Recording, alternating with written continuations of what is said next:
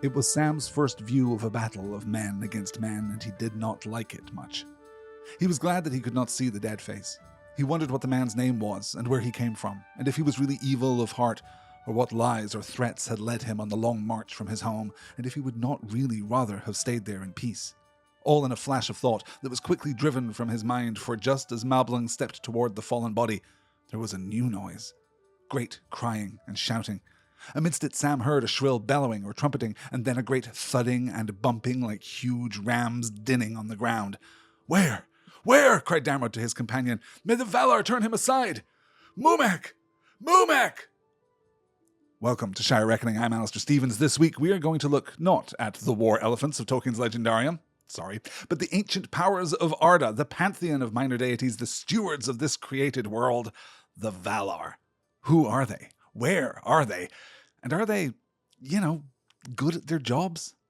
If you're a reader of The Hobbit or The Lord of the Rings and you've never dared the treacherous ascent of the Silmarillion, you might wonder why the Valar are so important to your reading experience.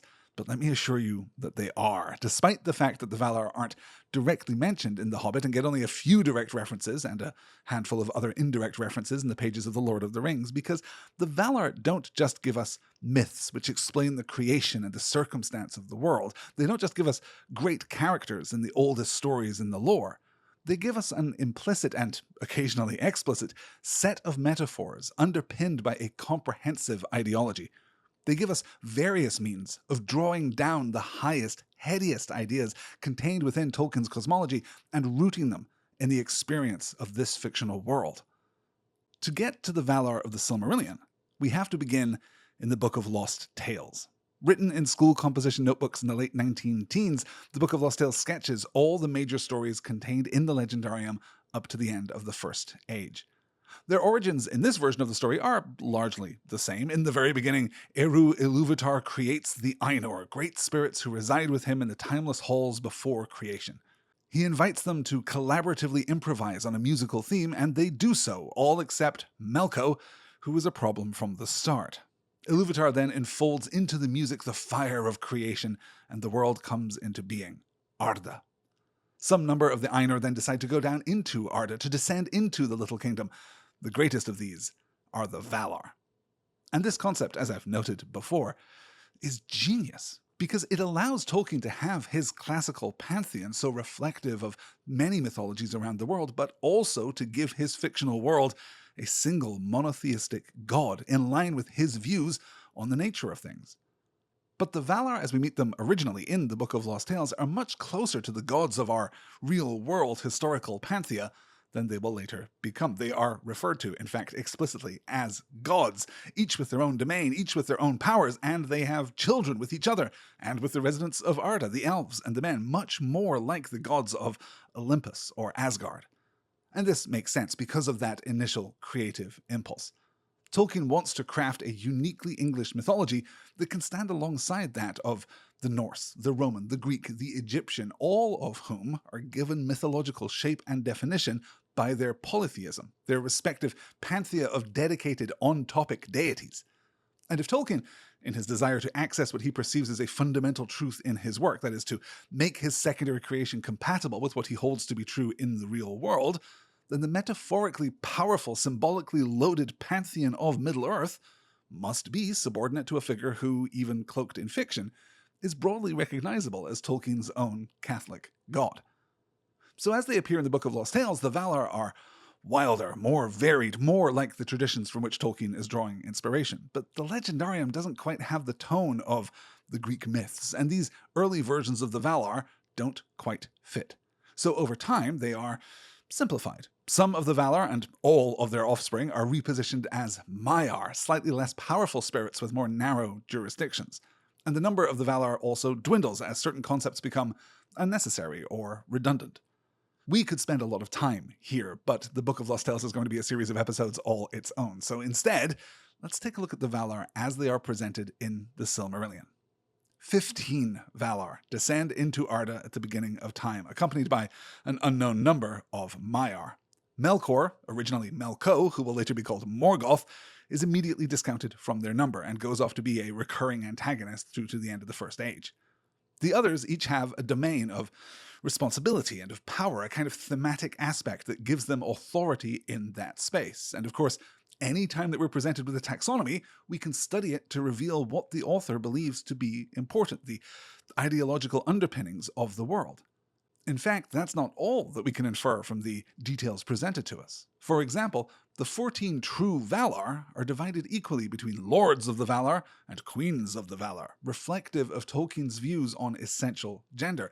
This is the quote: "The Valar take upon them forms some of male and some as of female, for that difference of temper they had even from their beginning, and it is but bodied forth in the choice of each, not made by the choice. Even as with us, male and female may be shown by the raiment, but is not made thereby." End quote.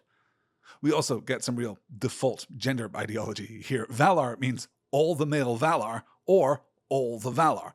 Valier means just the women, and it is hardly ever used. I'll note, too, that Valar is the plural. Each individual is a Vala.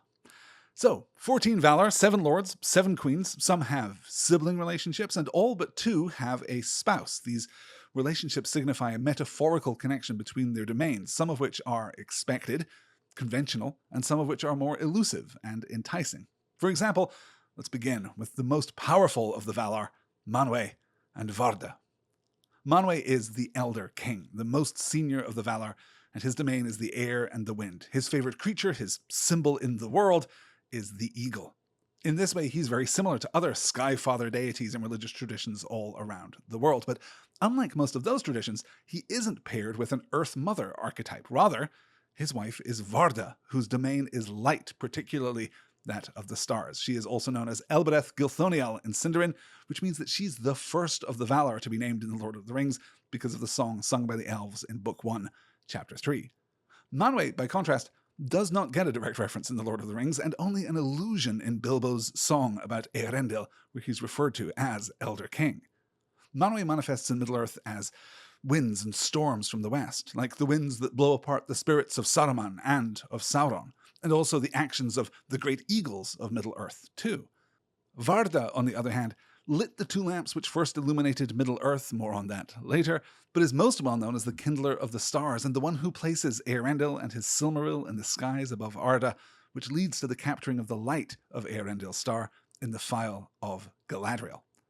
And the combination of Manwë and Varda, I think, is fascinating because as a married couple and as king and queen among the lords and ladies of the Valar, we both see the importance of air and light within the cosmological model of Arda, and are invited to speculate about the relationship between the two. Even in the early Discworld version of the physical world of Arda, the stars exist above the air. We might be tempted to read here another instance of one of Tolkien's favorite themes. Even Manwë has married up. The second pair of Valar, in terms of significance, is undoubtedly Aule, the smith of the Valar, in whose dominion are all the physical constituents of Arda itself, rocks and minerals and metals and so on, and his spouse, Yavanna, queen of earth, giver of fruits, the Vala of all living and growing things. In addition to crafting much of the geography of Arda himself, Aule is most famous for the creation of the dwarves, as we discussed just a few weeks ago. Yavanna, by contrast, creates Telperion and Laurelin, the 2 trees of Valinor, along with all of the flora and fauna of Arda, and has a special affection for the shepherds of the forests, the Ents. The pairing of Aule and Yavanna offers a pretty traditional dynamic in terms of their domains, the traditionally masculine realms of stone and metal, smithing and crafting, coupled with the traditionally feminine realms of gardening and growing. The former a forceful dominion of the stuff of Arda by the will of the smith, the latter the nurturing and encouragement of things apart from oneself. The third married couple consists of Orome, the huntsman of the Valar, the lord of forests, the great rider whose domain is, the hunting of evil things and the protection of the good, and his spouse is Vanna, the ever-young, the little sister of Yavanna. She's particularly associated with flowers and with beauty. Vanna doesn't get a lot of screen time, particularly in the published Silmarillion, so it is difficult to read into her relationship with Orome. I'm tempted to interpret her domain as being related to beginnings as much as beauty, to new growth and blooming, with Orome acting as the protector of that garden, preserving the space in which Vanna's flowers can bloom, much as the Rangers, toward the end of the Third Age, are protecting the Shire. Innocence, we must remember, is not a bad thing in Tolkien's world. And in terms of married couples, then we're halfway there already. The fourth pair are much more conceptually compatible and much more closely connected than the others. Nemo, more commonly referred to as Mandos, is the judge, the doomsman of the Valar, most famous for his halls, the eponymous Halls of Mandos, where the spirits of the dead and the disembodied go to wait. His wife, Vaire the Weaver, makes tapestries which adorn the walls of the halls of Mandos, depicting all of the events of the world as they unfold, showing the story of Arda, allowing those who wait within the halls to keep up on current events, I suppose. And we can see, I think, a certain compatibility between these two domains. As I say, Vaire records what is happening and creates a documented history, while Mandos judges what has happened and decides what must therefore be done. Vaire is also underrepresented in the texts that we have, while Mandos is one of the most important, most prominent of the Valar, not least of all because he is the one who delivers the best lines in the Silmarillion. Our fifth couple are interesting because they are, by convention at least, the only one of these pairs that is usually referred to with the wife's name first. This is Nessa, the sister of Orome the Hunter. Nessa, swift runner, the dancer. Her domain seems to be celebration, primarily through dancing and performance. Again, we don't know a lot about the Valier, and we know almost nothing about Nessa, except that she marries her husband relatively late in the story of creation, because unlike the other Valar, Tukas the Strong, champion of the Valar, only enters into Arda like 15,000 years after the planet is created, right at the time of the First War, because he hears the echoes of the battles with Melkor and goes down into Arda to help. Tukas is in some ways the opposite of the somber, grim Orome the Hunter. Tukas the champion laughs during battle and delights in physical contests, which connects him, I think, conceptually rather nicely to his wife. They are both joyous, both celebratory, both rooted in their own physicality. Our last married couple, then, consists of Irmo, better known as Lorien, the brother of Mandos, master of visions and dreams, lord of the Gardens of Healing. Lorien doesn't get a lot of direct action in the Legendarium as we have it, but we can always infer his presence behind all the many prophetic dreams that appear in Tolkien's stories. His gardens, also called Lorien, are places of physical healing, where the Valar, the Maiar, the elves who inhabit Valinor can be restored. Lorien's wife, appropriately, is Este the Gentle, the Pale, healer of hurts, who lives on an island in the middle of a lake within the gardens of Lorien. She sleeps by day and wakes at night, which might, if nothing else, explain her pallor, I guess. So we've got Manwe of the air and Varda of the light, Aule of the earth and Yavanna of plants and animals. Orome the hunter and Vana the youthful, Mandos the judge and Vaire the historian, Nessa the dancer, Tukas the champion, and Lorien the dreamer, and Este the healer. And there are two more Valar, two of the most important, in fact, who aren't married. The first of these is Ulmo, king of the sea, lord of waters, dweller in the deep, a solitary Valar who is the friendliest to the children of Ilúvatar, the elves and the man of Arda. Ulmo is ranked as the third most powerful Valar, after only Manwe and Varda, but he's also the most independent, and arguably the most wise, or at least the most informed, because we're told that through the waters of Arda, Ulmo eventually hears of everything that happens. Ulmo also interacts most directly with the elves of Beleriand at the end of the First Age. The last of the Valier, and perhaps the most unusual and important figure in Tolkien's work, period, is Nienna, the sister of Mandos and Lorien. We are told in the Valaquenta, the section of the Silmarillion which introduces the Valar, this, quote, "She dwells alone. She is acquainted with grief and mourns for every wound that Arda has suffered in the marring of Melkor." End quote. Nienna, therefore, is the Valar of grief and of pity, sorrow and of courage. Nienna shows us how to turn our suffering into wisdom, how to feel pain without being hardened by it. She goes to the halls of Mandos to counsel the spirits who are waiting there. She weeps for the destruction of the great lamps of Middle-earth, and her tears water the mound of Azelahar upon which the two trees of Valinor grow. And we can see, I think, how Nienna embodies that part of Tolkien's world-building which is the most unique, the emphasis on pity and on hope, and on the way that melancholia, that grief, can be beautiful. Few of the Valar can be directly mapped onto equivalent deities in real-world pantheon, and it's kind of a fool's errand to try, right? We can kind of equate Manwe and Zeus. Ulmo has points of comparison. Orome and Tukas to some extent. Aule and Yavanna, kind of. but Nienna stands absolutely alone. So those are our Valar, 14 deities with very different roles. Each is assisted by a number of Maiar, other Ainur spirits that came into the world at the same time. The Maiar are less powerful than the Valar across the board, but crucially there isn't a categorical difference between them. They were all Ainur before the world was created, and the Valar are just the mightiest of those who came into the created world.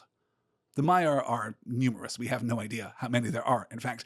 And they include characters like Melian, the mother of Luthien Tenuviel, who once served both Vana the Young and Este the Healer. Eonwe is the Herald of Manwe, the most skilled warrior, we're told, in all of Arda. Ose and Uinen serve Ulmo and govern the coastal seas and the bringing of calm, respectively. Ose, interestingly, gives us one of the few unambiguous stories of redemption in the Legendarium because he is pulled to the dark side by Melkor, but then recants and returns to the service of Ulmo. We also have Arian and Tilion, the Maiar who guide the sun and the moon in their orbits, which is a really cute story. Tilion, the moon, has a crush on Arian, the sun, and wants to get closer than he ought, which is why the moon appears scorched and darkened on its surface. But these aren't the Maiar who will make it into the Lord of the Rings, at least not explicitly. The most significant of those Maiar, arguably, is Sauron himself, who initially serves Aule the Smith, but is then drawn in by Melkor. The Balrogs are Maiar, two spirits of fire who are twisted by Melkor. And on the other side, we have the Astari, the wizards, who are also Maiar. Gandalf makes reference to this when he says that in the West, his name was Olorin. He served Manwe of the Air and Varda of the Light, Lorien the Dreamer, and most importantly, Nienna, the Vala of grief and pity. So that's the Valar as they're presented to us, and the Maiar too, and in order to really understand the Third Age perspective on them, we have to understand where they are in relation to the rest of Arda, both physically, I suppose, and philosophically. The Valar descend into Arda at the beginning of time. Most of them, anyway. Take your time, Tukas. We're not on the clock. And they get to work making the completely symmetrical, flat, Discworld version of this planet. They battle with Melkor, who seeks to undo all of their works of creation, twisting their intention, but they eventually drive him off into hiding. They then live on Almaran, a large island in the middle of a great lake at the very center of Middle-earth. Aule, Manwe, and Varda work together to create the twin lamps, Iluin and Ormal, which illuminate the entire world. This is long before the creation of the sun and the moon. Melkor attacks when the Valar are at rest, and he destroys the lamps, unleashing torrents of fire and destruction across all of Middle-earth. The Valar, realizing that the children of Iluvatar, the elves and the men, are out there somewhere but haven't woken up yet and are being endangered by the scale of this war, retreat to the western continent, Aman. There they found Valinor, part fortress, part paradise. They raise a mountain range called the Pelori to block Valinor from the rest of the world. There's a long period of peace, during which time Yavanna and Nienna work together to create the trees Telperion and Laurelin, which again illuminate the world, or at least those parts of the world sheltered behind the Pelori Mountains. But out there, in the east, in the starlit dark at Cuivianen, the elves finally awake. And Orome the Hunter discovers them during one of his regular patrols across Middle-earth, killing the monsters left behind by Melkor. The Valar then take up arms against Melkor properly, destroying his fortress and taking him in chains to Valinor. They also extend an invitation to the elves to come live with them in paradise. Some of the elves accept this offer and set out on a journey west, splintering into a dozen different groups. Some settle in Beleriand, the region in the west of Middle-earth. Some remain where they are, and still others travel on to Valinor. The next part of the story is complicated, so I will try and keep it as straightforward as possible, and if you know this tale and are appalled at the parts that I'm leaving out, please forgive me. Two things happen which break the peace of Valinor, and they aren't unrelated. An elf named Feanor crafts 3 gemstones called the Silmarils and is immediately super weird about them. Then, during another party, Melkor attacks with the aid of a giant spider monster named Ungoliant, who drinks the light from the trees and destroys them. Melkor also breaks into Feanor's home, kills his dad, and takes the Silmarils. In the aftermath of this, for reasons which are simultaneously very complex and very simple, Feanor and his extended family declare war on Melkor and follow him back to Middle-earth to get back the Silmarils, all while being simultaneously exiled by the Valar. A long, bloody history unfolds in Beleriand, with elves killing orcs, orcs killing elves, men showing up, dwarves showing up, elves more than once killing each other. It's a bad scene that ends on the brink of absolute destruction, with the journey of Eärendil back into the West to beg the Valar for help. Which is what happens next. The host of the Valar, mostly or exclusively Maiar, rather than the real heavy hitters, come to Beleriand and wreck house, finally capturing Melkor and banishing him beyond the Door of Night, exiling him forever from the world. The Valar then reward the men who fought against Melkor with a shiny new island, right out there in the middle of the sea between Valinor and Middle-earth, an island called Númenor. And that's not all, because they also grant these men extended lives, just a little taste of that elven immortality, which definitely won't be a problem. It is, of course, eventually a problem, and the men of Númenor toward the end of the Second Age build a gigantic naval force to invade Valinor and demand their own share of paradise and immortality. The Valar then take the unprecedented step of quitting. They call up Ilúvatar, God, and they resign from their positions as stewards and governors of Middle-earth so that Ilúvatar can step in and fix this problem, which, if they didn't exactly cause it, they certainly contributed to it. Ilúvatar takes decisive action, physically cracking the world, changing the flat Earth disk that was into a shiny new sphere, and removing Valinor, the continent of Aman, from the world entirely, putting it in some magical, otherworldly, fairy-type space, only tenuously connected to Arda. The Valar then get their jobs back, but their influence over the world is much less immediate than it used to be, if, indeed, they have any influence at all. This carries us all the way through to the Third Age, and thence into the rest of history. So the question is this: are the Valar good at their jobs? They retreat and let Melkor have the run of Middle-earth while they hang out in Valinor safe and sound. They release Melkor from his imprisonment after the fact and let him go forth sowing discord among the elves and then escape. They leave the elves to face Melkor alone in Beleriand, and only help when Eärendil undertakes this incredibly dangerous journey, dangerous because the Valar made it so, and begs them for their assistance. Then they create Númenor and give the men that live there the first taste of the single thing which men want most. Then they cut them off and retreat again. Finally, they call up their Skydad to come and fix their problems. Were their choices, arguably their mistakes, products of an inability to truly understand the children of Ilúvatar? Or do they only seem so to us because we don't have the ability to understand them? Are the Valar truly perfect, the hands of Ilúvatar, or are they just another version of free-willed creatures prone to making mistakes? Are they to the elves as elves are to man? Well, your mileage may vary, but let's give the final word to Tolkien himself, who writes, as reported in Morgoth's Ring, quote, "If we dare to attempt to enter the mind of the Elder King, assigning motives and finding faults, there are things to remember before we deliver a judgment. Manwë was the spirit of greatest wisdom and prudence in Arda. He is represented as having had the greatest knowledge of the music as a whole possessed by any one finite mind, and he alone of all persons or minds in that time is represented as having the power of direct recourse to and communication with Eru. He must have grasped with great clarity what even we may perceive dimly, that it was the essential mode of the process of history and Arda that evil should constantly arise, and that out of it new good should constantly come. One especial aspect of this is the strange way in which the evils of the Marer, or his inheritors, are turned into weapons against evil."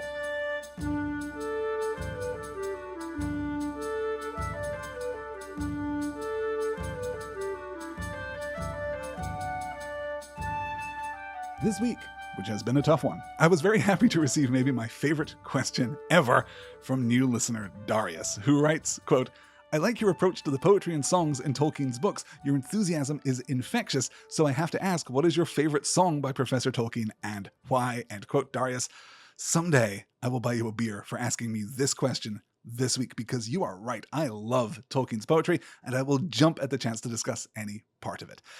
I don't know, in fairness, that I would be able to pick a single favorite piece, because the poetry serves so many different functions inside of the story, so I'm going to cheat a little, and I'm going to pick 3 favorites, 2 of which probably won't surprise you, 1 of which probably will, but each of which are representative, I think, of their form. I'm not treading new ground, I fear, if I suggest that the single best piece of poetic expression in Tolkien's work, from a technical perspective, is the Song of Eärendil, the Eärendilynwe, as written by Bilbo Baggins with an assist from Aragorn, performed in Rivendell at the beginning of Book 2. It is this fantastic machine of a poem, all in iambic tetrameter, 4 sets of these unstressed, stressed syllabic pairs, right? In panoply of ancient kings, in chained rings, he armored him, flawless. But the rhyme scheme is genuinely dizzying, I think. Each 4-line unit has this fantastic A, B, C, B rhyme scheme. The second and the fourth lines rhyme directly, which is pretty straightforward, except that there are internal, enfolded rhymes between the first and second and third and fourth lines, each with a 3-syllable phrase, the last 3 syllables of the line matching the second, third, and fourth of the next line. Mariner and tarried in, Timberfeld and Nimbrethel, Silver Fair and Silver Were, and perhaps my favorite in the first part of the poem, Like a Swan and Light upon. I mean, it is a genius bit of work, and Tolkien basically invented this form. Just from a structural point of view, it is incredibly complex and sustained, but when you are reading it, the rhythm does what rhythm is supposed to do. It gets out of the way. It opens up the poem for you, letting you find the stresses and the emphasis in a way that, to me at least, feels completely organic. This poem is based on an earlier work, a poem named Errantry, and it takes 15 revisions to get from that original work to the version in The Lord of the Rings. So technically, this is basically untouchable, but it is also, I think, a fantastic story, tracking Eärendil from the mouths of the Syrian, leaving in his quest for Valinor to seek aid for his people, his wife throwing herself into the sea to escape the last sons of Feanor, only to be turned into a swan by Ulmo and borne aloft to meet with Eärendil aboard Vingalot, taking the Silmaril with her. Then Valinor and Elbereth and becoming a star. Like, it's epic. It is powerful. It is maybe the most successful element of the mythology after the Ainulindalë. And I'd be remiss if I didn't read just a little bit. This is from the arrival of Elwing, his wife, aboard the ship. There flying Elwing came to him, and flame was in the darkness lit, more bright than light of diamond, the fire upon her carcanet. The Silmaril she bound on him, and crowned him with the living light. And dauntless then, with burning brow, he turned his prow, and in the night from other world beyond the sea, there strong and free a storm arose. A wind of power in Tarmanal, by paths that seldom mortal goes. His boat it bore with biting breath, as might of death across the grey and long-forsaken seas distressed. From east to west he passed away. I mean, if that doesn't get in your blood, if that doesn't get in your bones and make you want to, go take a walk, then I'm amazed you've made it this far into the show, quite frankly. I can't imagine there being many listeners to Shire Reckoning who don't also love, at the very least, the Song of Eärendil. The second poem I'm going to choose is less technically ambitious, but mostly in the sense that almost everything is less technically ambitious than Eärendil, but it is, if anything, even more moving, even more illustrative of the depths of Tolkien's creation. It is much more tragic.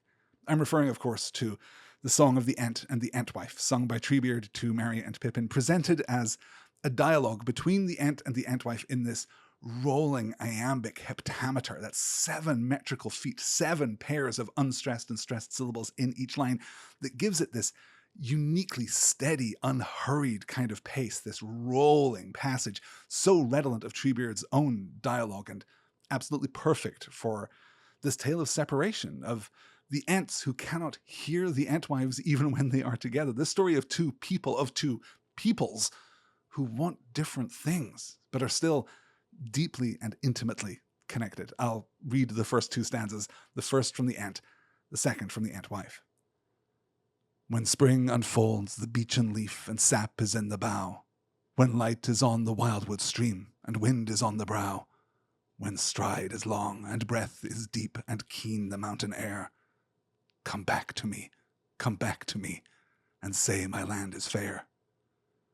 When spring is come to garth and field, and corn is in the blade, when blossom like a shining snow is on the orchard laid, when sun and shower upon the earth with fragrance fill the air, I'll linger here and will not come, because my land is fair. The pleading of the Ent for the Entwife to return to this evocation of the wild world, right? The wildwood stream, the mountain air, all while the Entwife is singing with equal passion of the virtues of her garden and field and orchard. It is haunting, and it is familiar, and it is sad, and it is human, and it is all the more tragic for the note of hope of reunification at the end, which we fear even in that moment, and which Tolkien continued to believe will never be realized. It is beautiful stuff. The third poem I'll touch on in this episode could not be more different than the other two because it's superficially at least an example of what C.S. Lewis called Tolkien's hobbitry. These pedantic, funny little conversations which are mostly cut from the final version of the book. I'm referring here, of course, to the song that the hobbits sing in Crickhollow in Chapter 3 of Book 1, Sing Hey for a Bath at the Close of Day, because this is just a perfect Hobbit song. It is less complex than the others, but it shows Tolkien's facility with a much lighter tone, and a tone that is still anchored in a thoughtful, careful realization of the deeper themes of the Legendarium. And also, in this specific case, it gives us a powerful reset to the Hobbit world after our encounter with Gildor and the other elves who are singing of Varda of Elbereth Gilthoniel, and then the encounter with the Black Rider. And it is foreshadowed a little with the verse of Ho Ho Ho to the Bottle I Go song, which has a similar meter and is interrupted by the call of the Nazgul. But then, with Merry and Fatty Bolger added to the party, safe at Crickhollow, comfortable in their hobbitry, Pippin begins to sing a song which is primarily about hobbitry. Sing hey for a bath at the close of day, that washes the weary mud away. A loon is he that will not sing, oh water hot is a noble thing.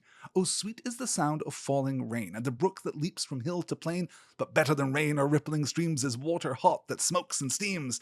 Oh water cold we may pour at need down a thirsty throat and be glad indeed, but better is beer if drink we lack, and water hot poured down the back. Oh water is fair that leaps on high in a fountain white beneath the sky, but never did fountain sound so sweet as splashing hot water with my feet. And my theory has always been that after that first stanza, which establishes the song's thesis, hot water is a noble thing, and if you don't want to sing about it, then you are a loon, we then take a tour of the philosophical perspectives of the Legendarium, right? And we establish the superiority of the hobbits. First, we address the elves and natural beauty with falling rain and the running brook, not as good as baths. And then the dwarves with utility, the pouring of water to slake the thirst, not as good as baths. And then, man, grandeur, majesty, works of art and craft, fountains white beneath the sky, which are not as good as baths. This is a Hobbit song that is all about how good being a Hobbit is and how much better comfort is than those other qualities. Comfort is better than the appreciation of the natural world, better than practicality and utility, better than art, craft, and the making of great things. And this is really the pleasure, narratively speaking, that I get from Tolkien's poems and songs. They offer so much richness, so much depth, so much space for speculation and inference and applicability that even if you aren't knocked out by their technical excellence, and you should be, you can still, I think, be enchanted by the way that they indicate the shape of the rest of the world that extends beyond the boundaries of the page. Thank you, Darius, for that question. That was a lot of fun. A quick update to the schedule before we close out this middle segment of the show. First, you've probably noticed by now that this episode is really quite late appearing in your feed, and I apologize for the delay. The second update, arguably the much more important one, is this. Next Monday, the 22nd of September, is Hobbit Day, celebrated to mark Bilbo and Frodo's birthdays. Because it is Hobbit Day, I am going to shift our plans for next week's live show. Instead of continuing into the Woodland Realm in our discussion of The Hobbit, on Monday evening, I'm going to talk about the 1977 Rankin Bass movie, The Hobbit. And if you would like to join me for that discussion, which I'm sure will be wild and raucous, follow the Next Word Patreon page at patreon.com/nextword, and you'll be able to get that link and jump into the live chat and hang out celebrating hobbits and hobbitry on Hobbit Day. So tomorrow evening, as of the release of this podcast, that's Thursday, September 18th at 9 p.m. Central Time, I will finally get to take a look at Flies and Spiders, Chapter 8 of The Hobbit. On Sunday, we will have another topic episode of Shire Reckoning just like this one, and then Monday evening, a discussion of the 77 Rankin Bass movie. I hope you will be able to join me. To stay up to date with all the other news from Shire Reckoning, follow Shire Reckoning Pod on Instagram and Blue Sky and YouTube, if you are so inclined. And if you're following Shire Reckoning in those places, why not let me know, what is your favorite Tolkien poem?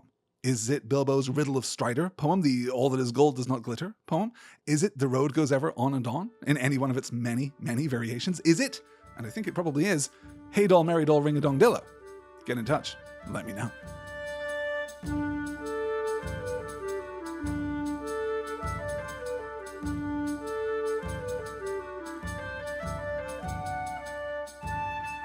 And so we wrap up Shire Reckoning this week with This Week in Tolkien History. Well, Monday, September the 15th, was the 48th anniversary of the publication of the Silmarillion, compiled, of course, by Christopher Tolkien with the help of Guy Kay in the years following the professor's death. It was a modest commercial hit. It topped the New York Times fiction bestseller list in October of 1977, but the critical response varied from mixed to scathing. September 18th is the 120th anniversary of the passing of Scottish writer George MacDonald, who was, as we have recently discussed, an early inspiration on Tolkien, even if the professor later in life outgrew MacDonald's work. For all that, it is certainly worth reading MacDonald's 1858 book Fantastes, a fairy romance for men and women, and his 1972 book The Princess and the Goblin. And finally, on September 19th, 1931, Tolkien sits down to dinner with Hugo Dyson and C.S. Lewis, which leads directly to the all-night conversation, which is a turning point in Lewis's conversion to Christianity, a topic that we will definitely cover someday here on the show. In Arda, things are finally picking up after the long, quiet summer months. On September the 18th of 3018 of the Third Age, Gwaihir the Windlord, greatest of the eagles of the Third Age, rescues Gandalf from the top of Saruman's Tower of Orthanc, where Gandalf has been hanging out since July 10th. That same day, the Black Riders cross the Isen and come themselves to Orthanc, where Saruman tells them of the Shire and sends them on their way. On September 20th, 2 days later, Gandalf arrives at Edoras and warns Theoden about Saruman. Theoden is unimpressed and tells Gandalf to be gone before tomorrow. Gandalf looks speculatively at his stables. We'll pick up on that next week. Meanwhile, in the Shire, the carts containing all of Frodo's furniture depart for Crickhollow, all part of the facade that Frodo is retiring to Buckland. And as I mentioned in the second segment of today's show, Monday, September 22nd is Hobbit Day, and our stories will really kick off then. As far as the fandom and the Academy are concerned, I will admit I am a little behind in my reading this week, but there are still a couple of fascinating things to which I wanted to draw your attention. The first is the brilliant Verlin Flieger teaching a class under the auspices of Politics and Prose in DC on the 1st of February next year. Tickets are now available for The British Invasion, the Impact of the Lord of the Rings and the Beatles. Flieger will look at how both Tolkien and the Beatles shape the 1960s, give voice to a counterculture that needed a voice, and made Britain cool. In other news, the Lord of the Rings musical Tale, will not be returning to Britain for an 8-day run in Plymouth because the parent company has gone into voluntary administration. The economics of modern theatre are impossible. It remains to be seen if the show's proposed tour will be rescheduled, or if this really is the end. And as I say, I'm behind on my reading, but I did spend some time this week with an older issue of the Journal of Tolkien Research, which I had missed at the time, specifically Volume 10, Issue 1 from 2020, which is a special issue dedicated to papers comparing and contrasting the work of Tolkien and that of Joss Whedon. Valerie Frankel's Why Do Villains Insist on a Ring? Greed and Fetishism from Sauron to Spike is absolutely a high point, but if you have fond memories of Buffy or The Cabin in the Woods or the superficial, fun, and incredibly problematic political ideology of Firefly, then check it out. The links to all of these things are in the show notes. And that's going to do it for this belated episode of Shire Reckoning. My apologies for the production delays this week, but stay tuned for lots more in the next few days. And if you're listening to this as it is released, I hope you will be able to join me live tomorrow evening for our discussion of flies and spiders, Bilbo's first truly successful adventure in Chapter 8 of The Hobbit. Patreon.com/nextword will get you the link. Thank you all so much for listening. Thank you all so much for your incredible support. Thank you, Darius, for your question. Until next time, Aure Enteluva.